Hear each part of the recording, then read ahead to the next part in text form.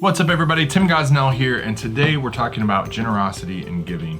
Now I am naturally a saver, and so giving is the opposite of saving in some ways. It's not spending on yourself, but it is giving money to other people.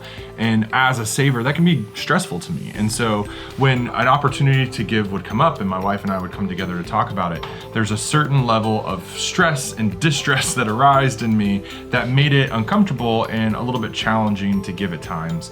And since then, we've developed a system and a process for our giving that has made it so much easier and brought a lot of joy into giving. This is one of the reasons I'm passionate about personal finances, because I want to be a generous person and I want to be able to give. But if I don't have my personal financial house in order, it's going to be a lot harder for me to be generous. And that's what I wanted to take the time to share with you today. But first, if you find this video helpful, would you take just a second and hit the like button? It'll help more people find this video and it would really mean a lot. So we used to just have our primary checking account, and when an opportunity to give would come up, we would be looking at that and say, how much do we think we can afford to give, or how much should we give?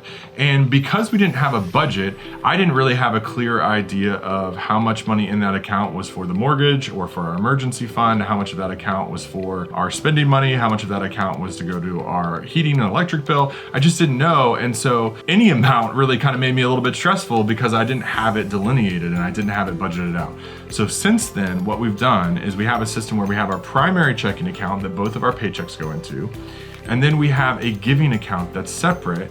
And then we have an auto draft set up so that every week it pulls out about 10% of our income and automatically puts it into the giving account. And that just happens automatically every week. Then when we have windfalls, whether that's a business distribution on my part, or my wife gets a bonus, or we get some sort of insurance payback, then we'll take 10% of those funds and put them in the giving account as well.